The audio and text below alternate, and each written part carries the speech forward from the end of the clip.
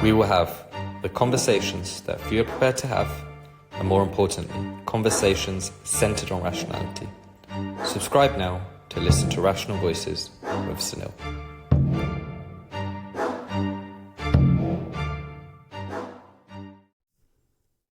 Hi Boone, great to have you on the show. It's great to get a different perspective. I've been reading a bit about you. We first got in touch from X, formerly Twitter. For the audience who aren't aware of who you are and what you've done, it'd be great to get just a general overview on your career and what you've been up to. Well, first of all, I wanted to tell you thank you for reaching out to me on X. I'm constantly looking for, for opportunities to reach different audiences, and your audience primarily being the UK. This would be a real treat for me, and I appreciate that. I like to talk to folks that are in different backgrounds, different regions, different areas. I think that's where we really grow, when we get outside of our own conversation bubble of, the people that we talk to all the time. But a little bit about myself. I served in the United States military. I served in Iraq. My job primarily in the military was psychological operations. I was injured in Iraq. When I got out of Iraq, I went into veteran advocacy, and I started advocating for veterans that were coming home from the war. Different things like PTSD, suicide, different medical treatments that work and were not really available at the time. They still aren't available, but it's getting better. And I've written several books, but primarily the project that gets the most attention is the work that I've done regarding fifth generation warfare and making people aware of fifth generation warfare. That's been a really good job. I've co-partnered that project with General Michael T. Flynn, who was the former National Security Advisor to President Trump. He also served over DIA, the Defense Intelligence Agency. He also served over JSOC, Joint Special Operations Command. He's done a lot of things in his life that make it very getting that type of information out to people so they can understand what's going on, because it seems so crazy sometimes. Everything that we see, everything that we deal with, the amount of manipulation, whether it's online or whether it's through the media or whether it's, through our own politicians. There's a lot of manipulation that goes on, and I think it leaves people very a sense of confusion.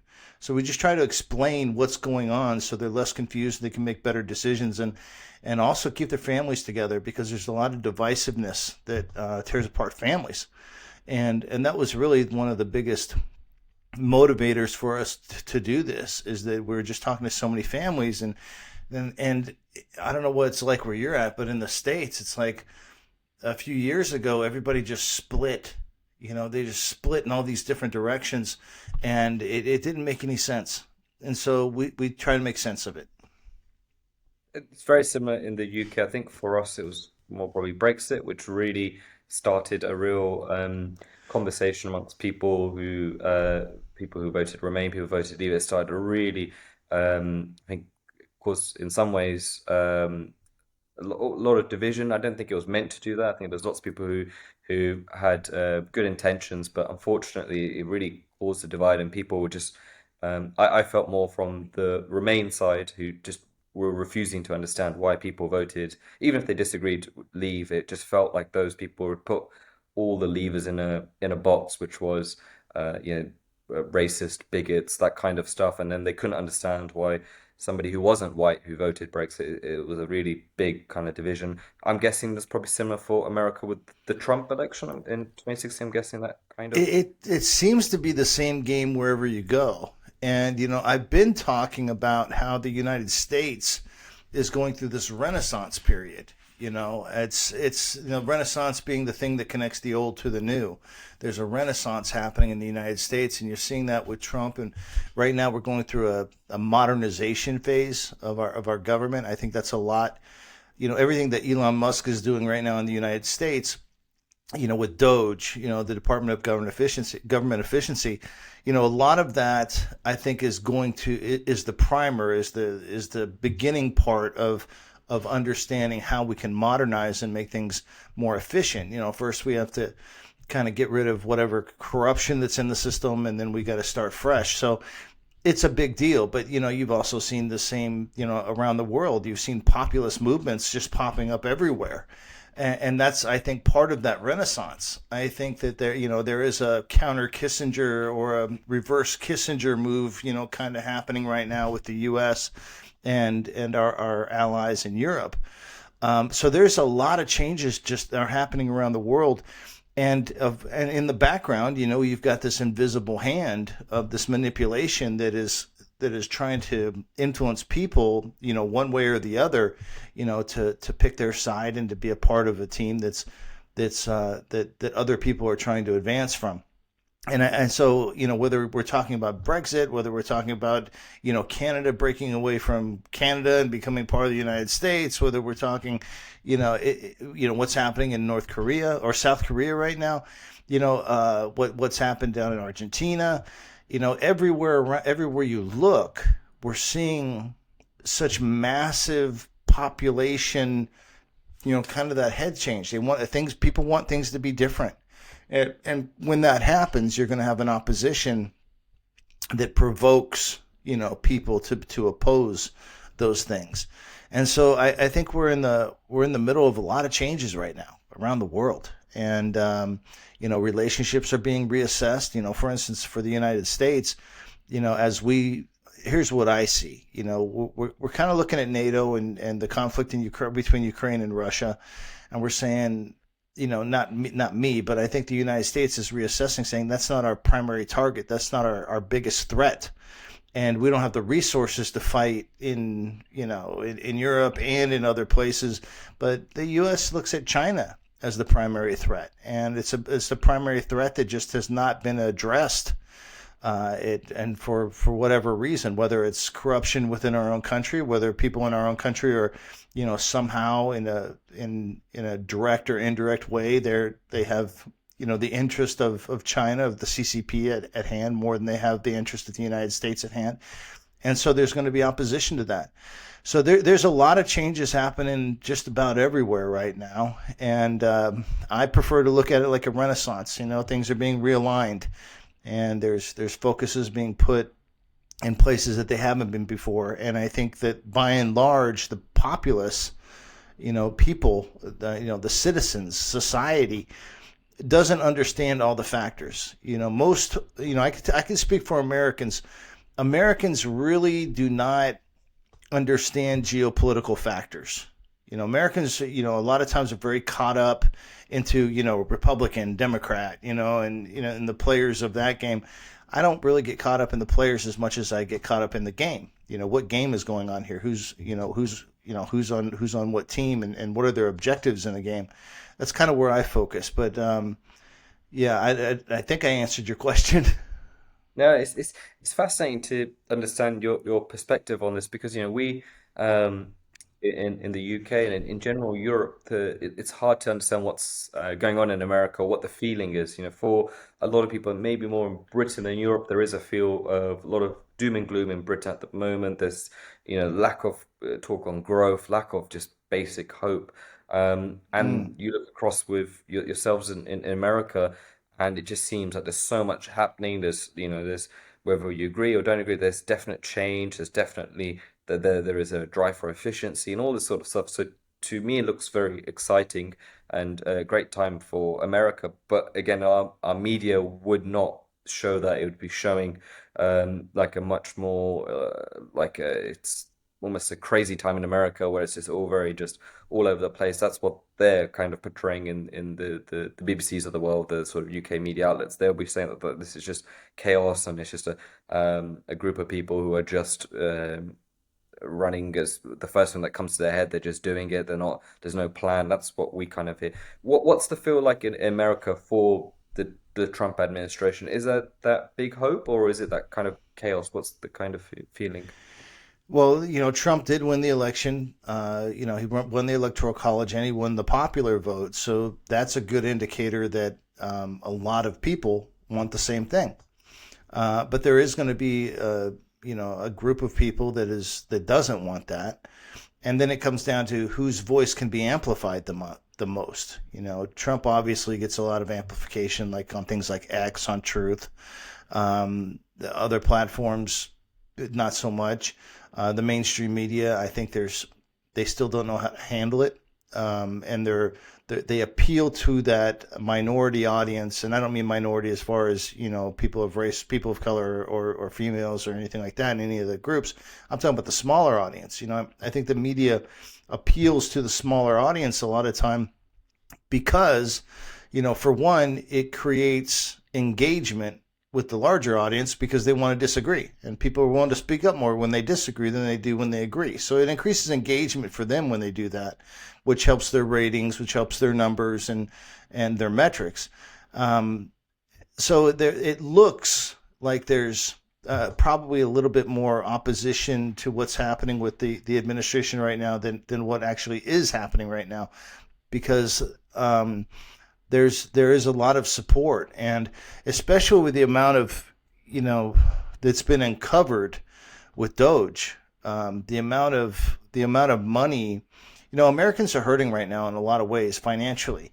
The price of our groceries is up. Gas is down at least for the third week in a row, and that's helpful. But there's so many changes, and there's so many people are hurting. I mean, grocery bills. Grocery bills that may have been $300 a week, or 2 weeks, 6 years ago, is double that, and that hurts. That hurts a lot. So people don't have the money to do the things that they want to do. They are short. They've got to cut back and be leaner, and that causes pain. It causes anxiety. So there is plenty of that going on in the United States. And so when you've got a family that is struggling to pay the bills, that is struggling to buy groceries, and then you see that, the United States government just gave, billions of dollars to somebody for something that they don't agree with, and those are taxpayer dollars. That gives a lot of energy towards that movement to change the government.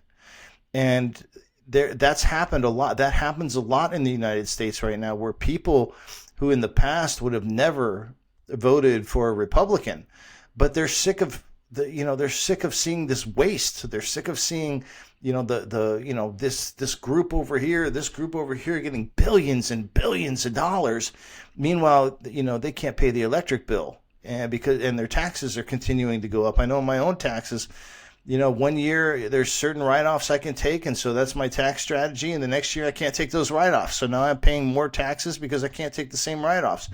And it's just this constant anxiety of the government is always taking from me, constantly taking from me, and doing things that I don't agree with, and those are my taxpayer dollars.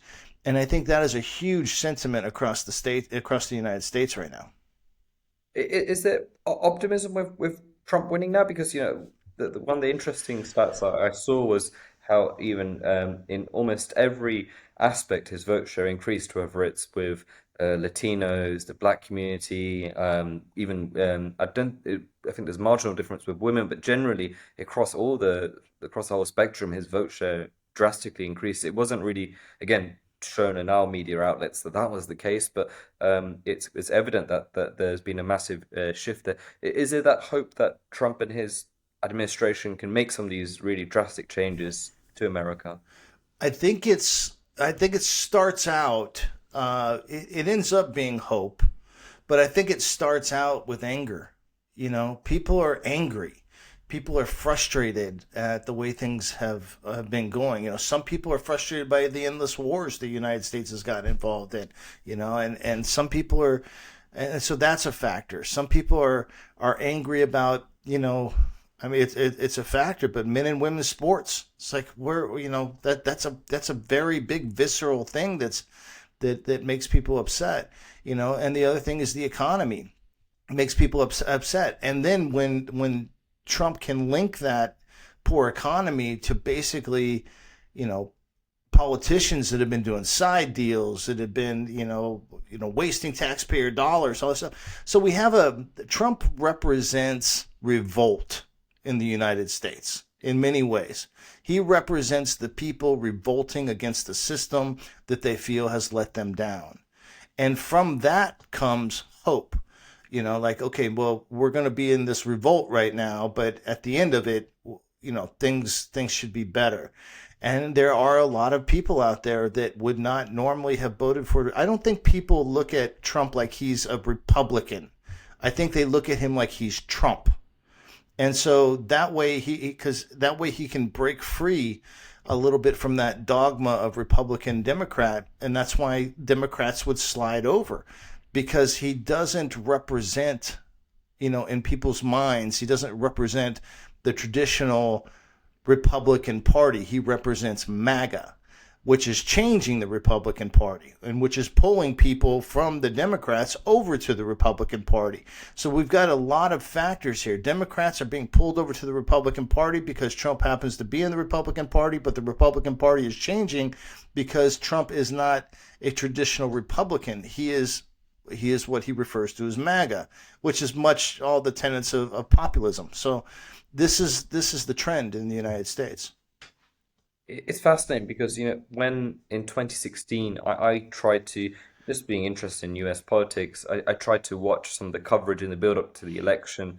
And not being a Republican, Democrat, not having any kind of real opinion or taking sides on this, I remember trying to watch the both candidates, Hillary Clinton and Trump on TV, on our TV, and I couldn't believe how there was just a severe lack of coverage on Trump. I had to get any information on any of his policies, on whatever he stood for. I ended up watching his rallies on YouTube because there was nowhere else I could get any insights to what he was planning to do, his policies or his proposals. Has the media coverage changed on Trump now because of how big his win was? Are they being more? Are we hearing more about his administration? I don't, I'm not even sure people care about the media coverage anymore. Right. I think that in many ways, the mainstream media, the legacy media in the United States has been discredited. And so I don't think people are really tuning into that. I think those are smaller numbers than what they have been in the past. And there is again, another natural shift that's happening that is, call it evolutionary or call it contrived, but ultimately, we in the United States, we started out with, let's go back to newspapers or reels that you would see at movie theaters, and they were in black and white, and that was people's news. And then, we got into radio and then television, and then you had the television networks had news, and then you went to cable news, and everybody watched cable news. And now people are not getting their news from cable. People are getting their news from social media. And it's whoever's controlling those social media platforms that really has the accessibility, as we say, to the audience. So and then people pick and choose. They have a news broadcast and it's got one interview, and then that one goes viral and it goes out on social media, and and so now we're playing this game with media clips, but it's not really comprehensive. That when people get their comprehensive information, it's usually coming from some sort of social media influencer that they like. And it could be Joe Rogan, it could be Sean Ryan, it could be Tucker Carlson, but all these guys, their platforms they're online. It's not the news. It's people want to get to know people a little bit more, and that's why you see these long form interviews, more than you have in the past, and it's more common, and then people take the clips from it. But there's media is a lot like churches. People go to different churches and they get a different message. And then that message that they get from their church appeals to them. So they look for that message in different places in the world. And I think that happens in media a lot. I'm fascinated. We talked a bit about it earlier. You mentioned about wars in America. Obviously, this is something that you have a lot of expertise in. Maybe we could just start with that in itself, your sort of experience in war, and we can kind of then maybe bridge towards America's general overall role in war at the moment. Yeah, my experience in war, I joined the military because of a war, because of the Panama invasion, and my family, they all served in war, they all served in the military, and it was just a natural fit for me. I served in Iraq. I was injured in Iraq. It's I dealt with what what is commonly referred to as post-combat life changes. Coming home with head injuries, with body injuries, with different things.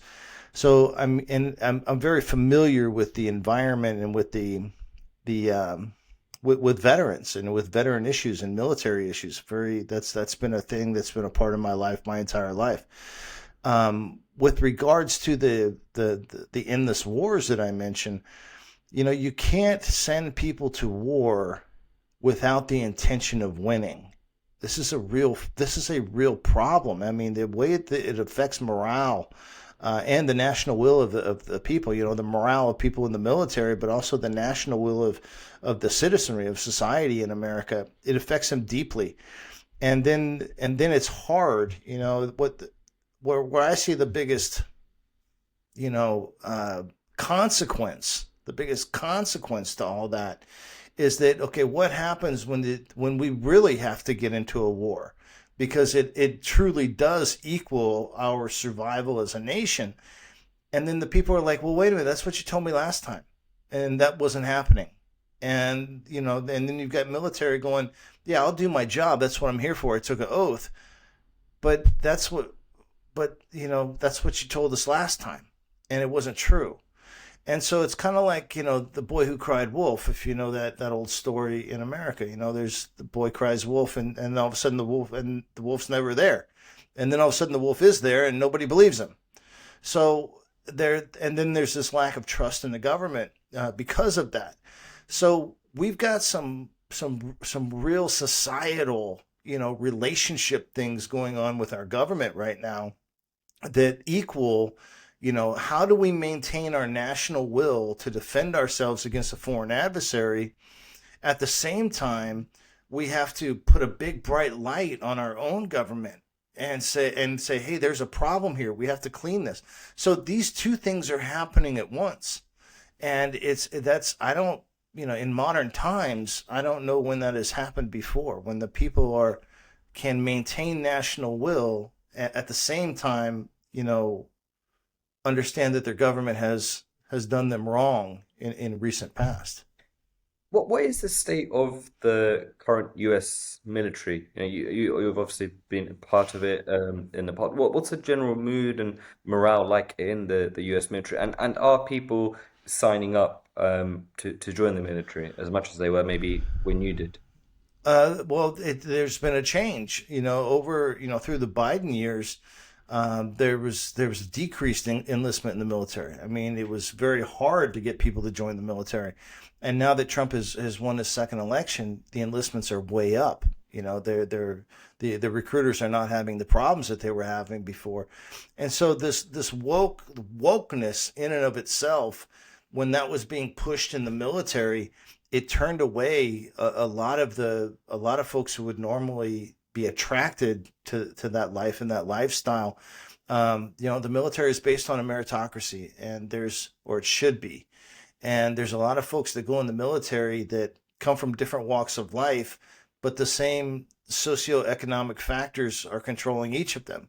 Whether it's a poor white kid from Alabama or a poor black kid from Detroit, you know, but then you join the military and you've got some sort of even playing field and based on a meritocracy. But when they started trying to do the woke stuff in the military, there were a lot of guys that said, "Hey, that's not going to be fair for me either. So I don't want to do it. I don't want to support that. I don't want to. I don't want to live in that type of environment." Was all that happening to the degree that I think was reported? Maybe, maybe not. I think a lot of guys in the military are just kind of there, and they're there with their buddies, and they're there with their units, and they train and they do what they've got to do, and it works out well. So I think that I think enlistments will continue to be up. I think there's going to be plenty of incentives there, and also I think that, and what we've seen, because it happened as soon as Trump got into office, the enlistments went up, and that's a pretty good indicator that people are willing to fight for the country.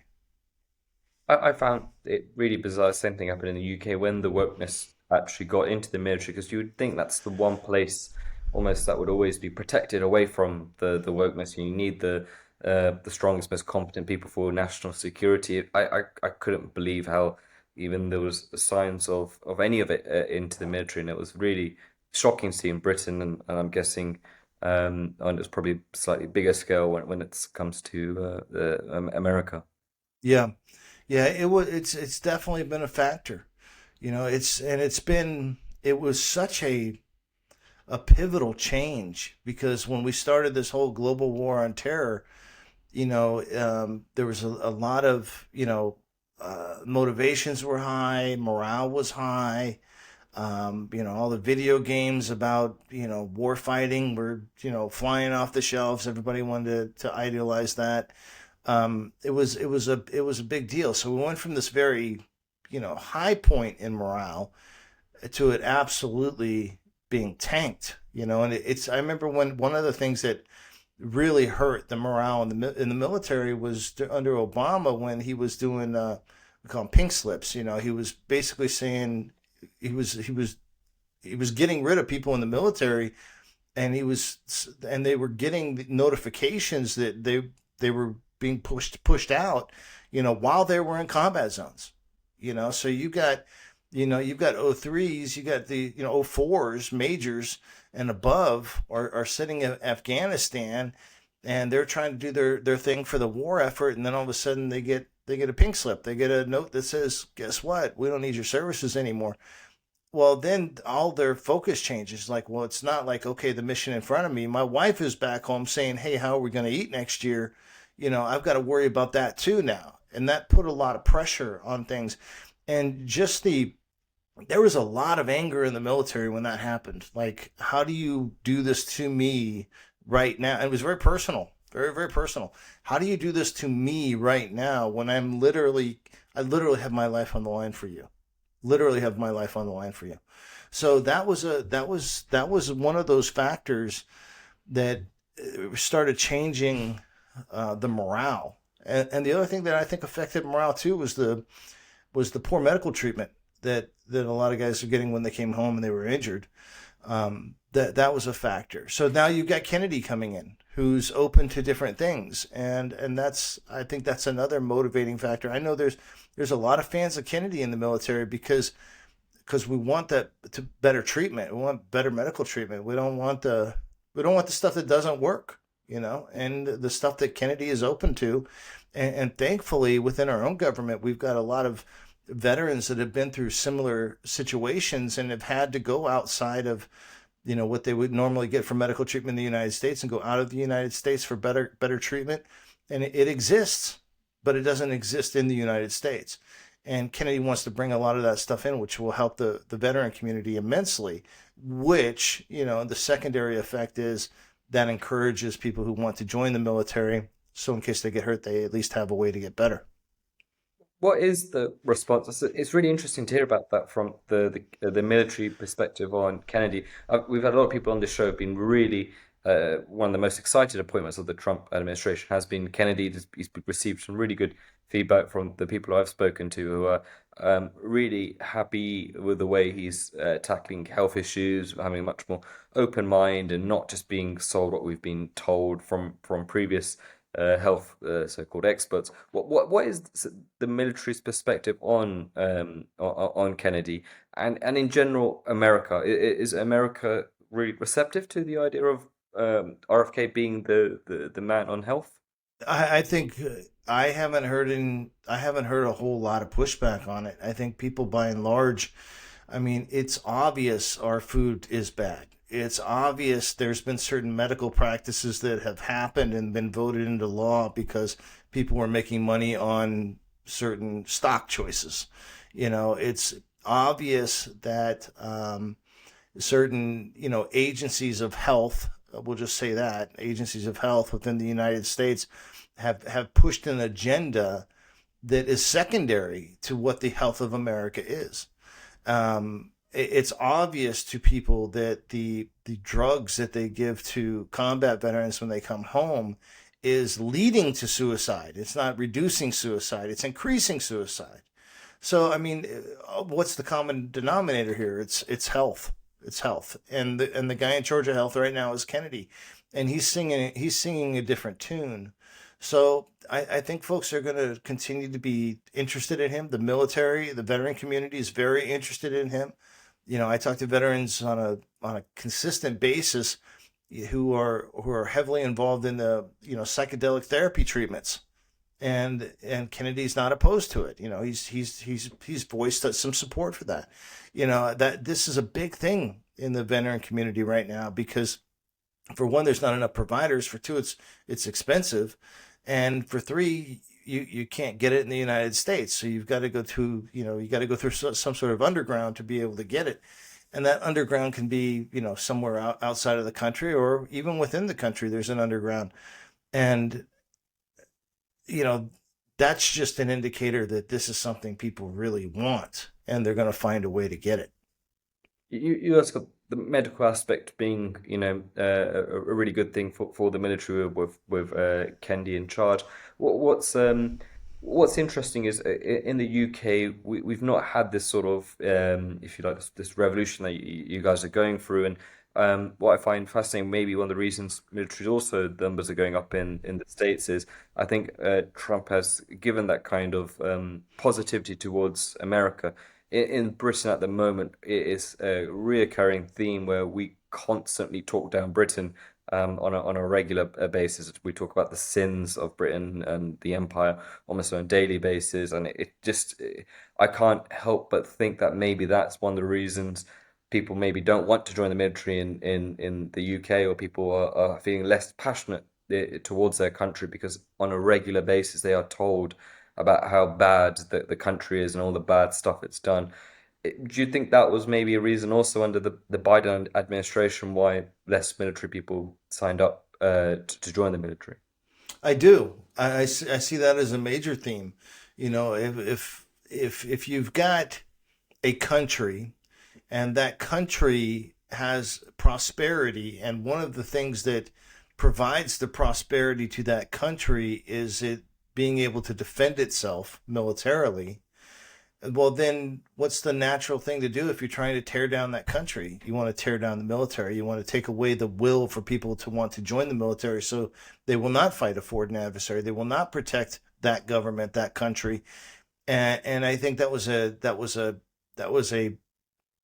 I think that was a true campaign. I think people were targeted at that. And I think that was definitely foreign born. I think that happens a lot. Um, but the UK, it just has a way of snapping back. You know what I mean? They just have a way of snapping back, and I don't think people are. I think everybody can be fooled, but I don't think people are fooled for very long. Not the masses. I think they do come to terms with things, and they do speak with each other, and they figure it out. At least that's what's happened in the United States. And I'll tell you, if it hadn't been for such a horrible, horrible administration under Biden, there would not be the amount of support there is for Trump right now. I mean, that it was so horrible that it just flooded support to Trump. And again, Trump doesn't represent the Republican Party to most people. He just happens to be a Republican. Trump represents revolting against the system. And that is a common denominator in the United States right now. When you talk about the impact of Trump and the almost the revolt, he's obviously accumulated a team of people who, like you said, are from very mixed backgrounds. RFK being independent Democrat before that, Tulsi Gabbard, another one. How has he been able to attract all these different profiles of people? And the second question to us, as bad as Biden was, and as it was, I think, evident for everyone across the world, that this was somebody who had some serious cognitive issues. Do you think, in some ways, that the fact that Trump didn't win in 2020 means that we're going to get a better version of Trump and his team in now going forward? Well, those two questions go together because one of the things that hindered Trump's administration, his first administration, was that he didn't know government. He didn't. He did not know government. He did not know how the U.S. government works, and there's like 30,000 appointments you have to make when you become president. Well, if he didn't know government, how does he know who to appoint and where? So he was dragging people in that were already from the system. Right. And when he was dragging people in from that were already from the system, and he's trying to make these changes, well, then these people that he's dragging in into his cabinet per se is, for example, the people he's dragging into his cabinet had divided loyalties. They had a loyalty to how that system ran, and they've got this loyalty to him. And now, which one's going to win out? He's going to not be president in a few years. I mean, his term is going to be up. But these guys are going to continue to work in that system because they get paid by that system in different ways. And so they had more loyalty to the system that they were already a part of than they did to the administration. This created a big problem. So these 4 years that Trump had off, basically, there of course there was an assessment, and the assessment was like, I can't take people from inside the system and expect them to work for me to change that system. So I have to find people from outside the system without divided loyalties. So when you're looking at Tulsi, when you're looking at Cash, when you're looking at Pete Hegseth, when you're looking at all these people, when you're looking at Kennedy, you're seeing people from outside the system. There's a common denominator there. They're from outside the system, so they don't have the loyalties inside the system, which make them corrupt to changing the system. And this was, I think, a big factor in those years, and in preparation for Trump's second administration was, okay, how do I start scouting? How do I start finding the people that I can put in these positions that will not have divided loyalties and that will be focused on the changes the administration needs to make? So your question is, yeah, you had two questions, but it's they go together. It's the same thing. I think you've also helped answer another question I had it in my head, previously in my head about Ron DeSantis. I always presumed that he would play some role in a Trump administration, and I think maybe what you've said there is probably the reason why he hasn't being part of that system. Yeah, Trump represents the Republican Party, but Trump is MAGA. He's a populist. I mean, he promotes populism. And so if there's been folks that have been really ingrained, I mean, Rubio was very ingrained into the Republican Party, but he was still brought in, to the Trump administration as a cabinet member. So it's not that Trump isn't willing to reach across and to grab different people. It's that he is willing to reach across and grab different people, regardless of where they've been in the past, so long as he can get them in position and he's relatively secure with the fact that they're going to be loyal to the direction of the country that he is determining. Just like a CEO would do. You're going to work for me, but you're working for me. I'm the one who signs the checks. So this is what I want done. Go do this.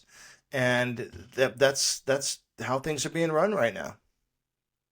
One of the interesting things from this election and from the result, I'm sure it's going to be talked about more and more if it's not already being talked about in America, is who follows Trump for the Republicans, who's going to be the next candidate, the next leader. It seems as if it's almost set in stone. JD Vance, is that the feeling, or is it just far too early to make that kind of assessment? I think it's early to tell. It would make sense that it would be JD. I think if you look also across that same board, when you've got Cash, when you've got Pete Hegseth, when you've got Tulsi Gabbard, you've got JD Vance, Kennedy's a little bit older, but everybody else in that group is younger. They're younger. They're not the folks that have been in government for 30 years. They're the folks, they're younger. And I think that's a very good strategic move for the longevity. So, yes, they might be new to the position that they have in politics, but and they may lack that 30 years of experience. But going through this renaissance and this modernization of government in the United States, it makes sense to grab somebody who isn't ingrained into a certain way of doing things, but to be that that figurehead to carry everything into this modernization phase. It would make sense that you would look for younger people and that are idealistically aligned, for what should be happening in the future. So there are, in so many different ways, the United States is going through this revolt, this revolution, this modernization, this renaissance. And I think as long as people can wrap their heads around that the United States is going through a change, and the change is across the board. This isn't a thing you can do a little bit here and a little bit there. It's across the board. It's reevaluating our relationships with our strategic partners around the world. It's reevaluating what our threats are that are going to become our major threats, and could, this unrestricted warfare program with China is not a small thing, and it's largely gone unaddressed. And that has to be addressed. This is the modernization. Once again, this modernization, cognitive warfare, modernization, younger people in government, modernization, not having divided loyalties with old standards, modernization. So this is really, if people can just wrap their heads around, what's going on in the United States. The people have said they want to change. That change is coming through the form of Donald Trump. And what he is doing is modernizing government, so all the things that have hurt people in the past won't hurt them in the near future. There's pain involved with that, because we've had these strategic allies for a long time, for very good reasons, that existed in the past. And that's all being reevaluated as part of this new modernization of the United States. Yeah, talking of the strategic partners, what is going on with the tariff situation? Because again, in the UK, the coverage we get on this is just, with it being Trump, is always going to be more on the negative side. What is the situation with tariffs and the way he's using them against Canada, Mexico in particular? And is this all just like you say, just a strategic plan to re-evaluate the relationships he has with both neighboring countries? I think the first thing we start with there is understanding leverage. How countries leverage each other. And, there are levers of power. In the United States, we refer to the dime framework, and people have changed it up a little bit, but it's still always basically the same. You start up with diplomacy, I, informational, the M is military, and the E is economic. Right? These are the levers of power that governments use to leverage other governments. And if you and we've used diplomacy, okay, but diplomacy has to change because the environment has changed. Where are we going to focus that diplomacy, and how's it going to leverage one group and leverage another group? Because again, the threats have changed. We've got information. What are we talking about there? We're talking about information to the people. We're talking about what's happening on social media. We're talking about the messaging we can get inside of other countries to influence them. The I is the weakest of the dime for the United States, and that needs to change, and I think it is changing. M, militarily, that's been a huge strength for the United States, is the military. Well, we just send in the military. People are tired of that. People are kind of over that for a little bit. And so that military lever isn't as usable right now. We're going to modernize that so it can be more usable, and also we can raise our national will a little bit. But then we've got the E, the economic lever of power. And I think that's the lever of power that Trump is mainly focusing on right now. For one, we need to lower our deficit. Did you know that China can build, based upon the deficit between the US and China receives enough money from that deficit, they can build 130 aircraft carriers every month. Oh, Okay? People don't understand how huge that is when it comes to their survival, this deficit. So we've got to balance and equalize the deficit across all countries. One, it lowers our debt. And for two, we're not giving away money to people that may use that money to be against us later. And that's what the tariffs are all about. We don't want to use military force because that's just a hard road to hoe. You know what I mean? That one's a hard one. When you're doing that, it's, now you're banging into things, you're stacking bodies, and you're blowing shit up. It's, that gets old, especially in today's world where, say, say the U.S. wants to go to war with whatever country, and and what you have to do, the first thing you have to do in the U.S. is you have to get U.S. public support.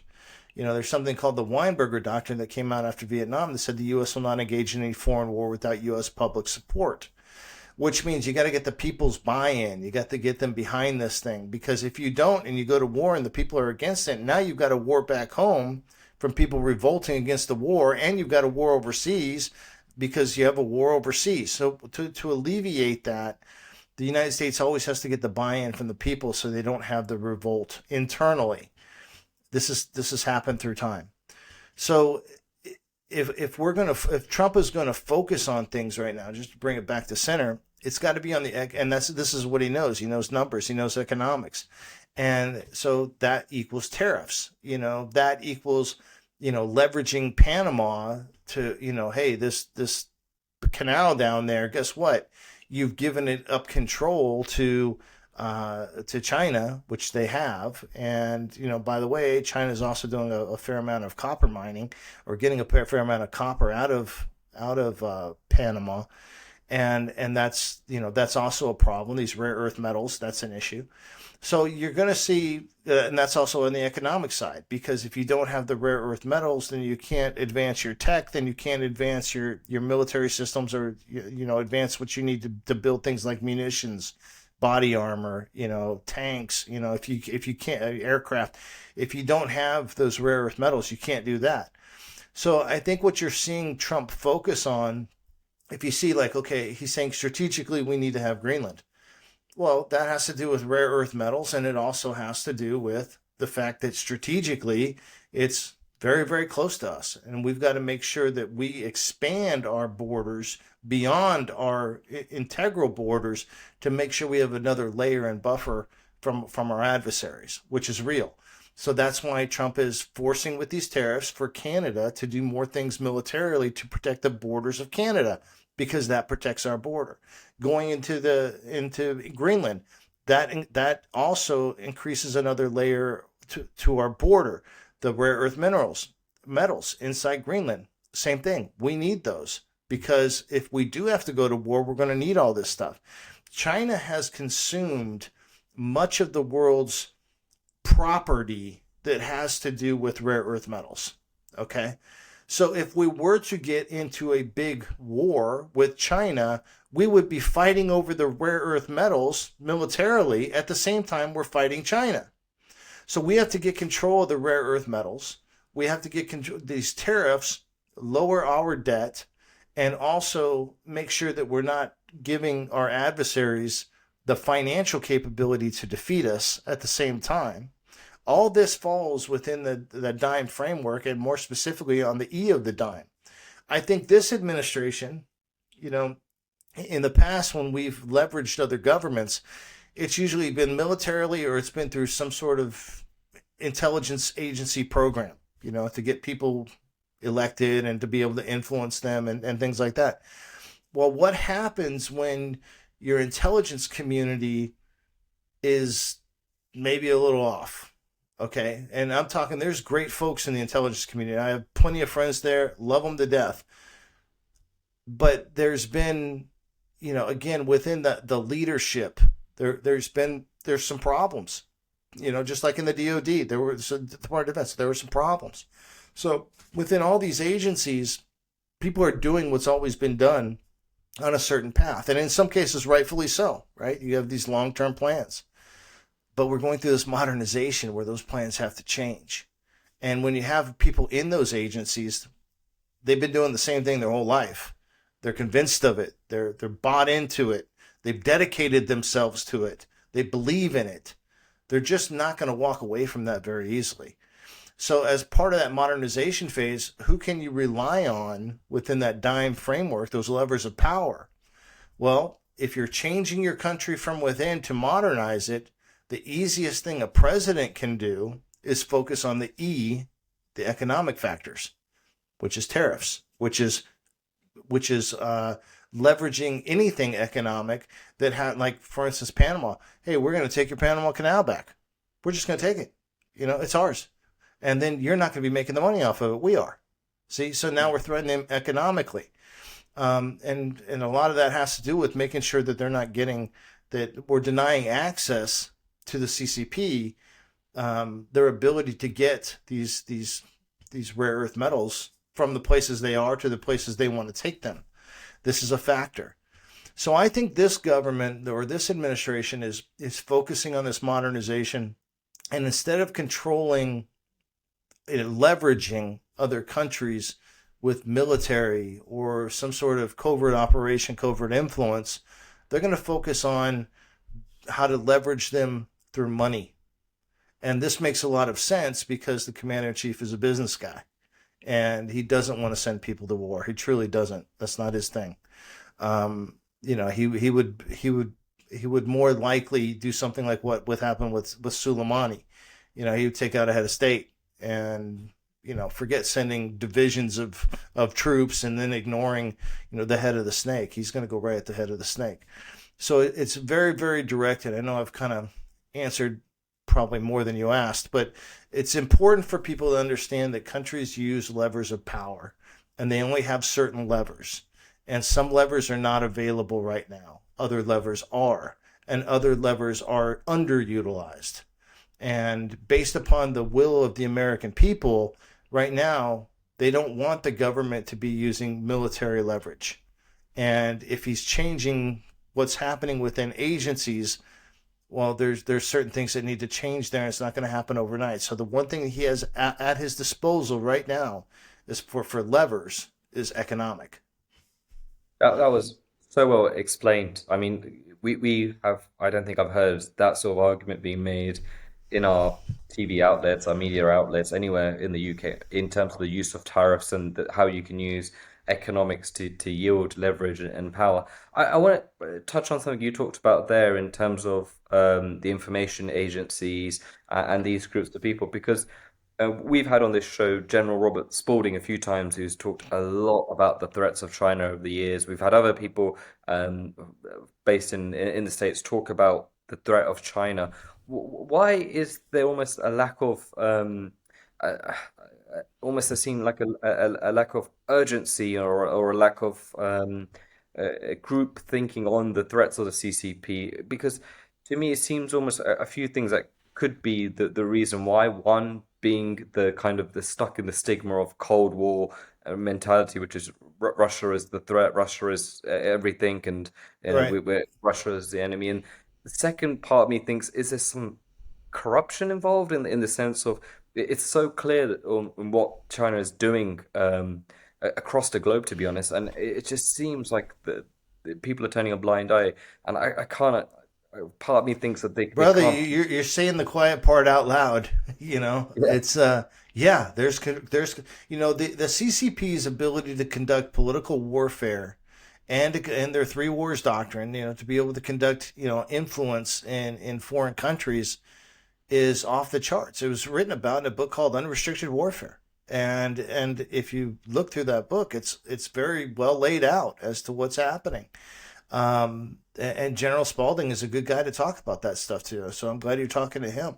Um, it's not that the United States took their eye off the ball. I think it was very easy to maintain that Cold War, Kissinger vector this entire time because it's what people are just used to. And I don't think I think there have probably been a lot of people in a lot of different governments, that not just the United States, the U.S., Canada, UK. I think there's a lot of people in a lot of different governments that have been influenced either directly, indirectly, wittingly, and unwittingly by the Chinese Communist Party, and they focus a lot of their effort on political warfare. We have not done the same. We have not leveraged our levers of power, our assets, our resources as effectively as the CCP has. And they want to win without fighting. Period. End of story. That's their game, to win without fighting, to collapse it from within, to control it from the outside, so they don't have to. So they don't have to fight. These are all huge, huge factors that most people just are unaware of, because if you're controlling the political warfare in a country and you're controlling the messaging in a country, you can take over the country and nobody's going to tell anybody about it. And I think that has been a solid strategy that they've used for a long time. And that strategy is now failing. It's failing. It's not going to work anymore. And I think they will do anything and everything. They've gotten a lot better at assassinations. They've learned that from the Russians. They've gotten a lot better at their propaganda. It's always been good, but the way that they've dispersed it globally in a peer-to-peer fashion is second to none. But all these things are being exposed. General Flynn and I, we wrote 3 books. The Citizen's Guide to Fifth Generation Warfare. We wrote 3 books. Here's the first one. Here's the second one, and here's the third one. And a big chunk of these books is exposing the corruption of the CCP that they use within foreign governments, and how that affects each and every individual person. Their influence, how that's affected every household, every family, every school, every agency. You're like I said. You said the quiet part out loud. Yes, that we've been distracted with this Kissinger-esque, strategy. At the same time, these guys over here, nobody's even looking at them. And how does that happen? How does a country, take their eye off the ball of their number one adversary? How does that happen? Well, it has to happen with some sort of support from within the country. Fascinating. I definitely those 3 books, are they all available on Amazon? Yep. How can we get? All Perfect. available on Amazon. Citizen's Guide to Fifth Generation Warfare. They're basically military style manuals written for civilians. It's also written in Spanish. The first one is written in Spanish, so it's right there on Amazon. I hope it's available in the UK. It's available all through Asia. It's available everywhere. So I hope people get that, because you're going to learn a lot. And again, it's peeling back that layer. General Flynn, who I co-authored these books with, he understands the intelligence community from the very, very, very, very, very top. You're not going to get a guy with more understanding of how those factors work. And myself, coming from the psychological operations background, and I've worked the ground game. I'm not an academic, and so together we've been able to put together books that explain the ground game and also explain it from the very highest levels that anybody could explain it from. And that's, that combination, I think, works really well for the reader to be able to understand both those sides. Like when I'm talking to you right now, we're basically talking academic level stuff. But if you wanted to talk the ground game stuff, we could talk the ground game stuff all day long too. So most people are interested in the macro, and then that develops an interest on the micro. And so and the books do both. They handle the macro and the micro. Brilliant. Well, it's been amazing to chat to you, Boone. I could do this for long. I'm conscious of timings and stuff, but we have like a closing sort of ritual on this show, where I always ask the guest for an unpopular opinion that they have that they think should be a popular opinion. So it can be on the stuff we've just discussed. It can be completely different. It can be trivial, but just a general unpopular opinion you have that you think should be popular. I've got two. One is cannabis, and the other one is psychedelic therapy. Because I've seen a tremendous amount of people be helped by this, and both of those things went through such a negative stigma in the world for different reasons, and I think there's other things at play there. Cannabis is great for sleep. I'm not talking about people getting high, sitting in the room all day playing video games. I'm not talking about that. I'm talking about wellness. There is a time and a place. Cannabis is 100% non-toxic to humans. More kids die from energy drinks every month than have ever died from cannabis. I don't think it's a thing for kids. I'm talking about adults who can make educated decisions. The psychedelic therapies. Psychedelics are something you're going to hear more and more of, and a lot of people are against it because they don't know new information, and a lot of people are against it for their religious beliefs. And I can tell you that both these things are just they're based in fear, because the truth is that psychedelics are very good for people who have been through any type of trauma, um, through any type of addiction, who have unretractable depression. These are factors in people's wellness and lives every day, and there's ways to help them that are not public, they're not mainstream. But I firmly stand behind both of these things, for educated people done in the proper setting. I'm not talking about dropping acid and going to a concert.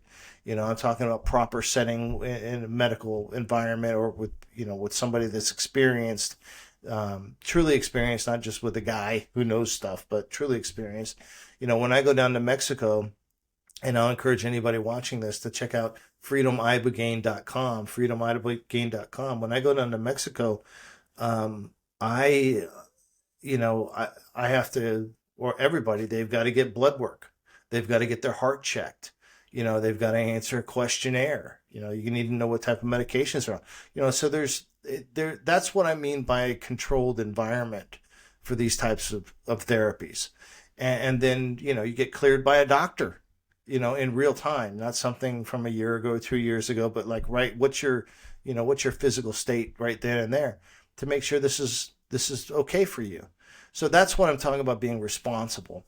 And you're seeing it being done more outside the United States, but recently there's legislation in the United States right now, in Arizona, I think Kentucky, Texas, to do ibogaine research, which I'm really pulling for that. But in the meantime, if anybody needs that type of therapy, they're dealing with depression, anxiety, dealing with PTSD, dealing with addictions, go to freedomibogaine.com. I stand by what they do there. There's other providers out there also equally as well. But definitely get yourself some help and stop suffering. And this is an unpopular opinion among a lot of people, because it's just something new they don't understand. But it's not going to get better unless people talk about it, and people who have had positive experiences in the right environments expose that these things are available. I find it, interesting, fascinating talking about psychedelics and stuff, because it's clear that we're getting more and more depressed. It's clear that we're getting almost worse in terms of our health. And I just don't understand why people have such resistance to some of these things. It's not like we're in a situation where we really have solved depression and a lot of these mental health issues. So it seems really almost a bit closed-minded for people to just rule stuff like this out without having seen the extensive research and stuff. And that's why I think a lot of people are excited with RFK, who seems to be at least at the forefront of seeing that information get out there to the consumer. I couldn't agree more. And these things have been working in cultures for thousands and thousands of Yeah. years, and it wouldn't have been being done for thousands and thousands of years if it didn't work. You know what I mean? They would have gone on to something else. So start with that knowledge. Start with that knowledge, and then do your own research and talk to people who have been through it. There's some great TED Talks on it. But open your mind a little bit, because what I'm talking about, it might save your life, it might save the life of someone you love, and if you're not open to it, you know there might be a different outcome, and I don't want to see that outcome. Awesome. Well, thank you so much for your time today, Boone. It's been amazing to speak to you. And yeah, let's stay in touch. Thank you, my friend. I'll come back on anytime. Thank you. Thank you.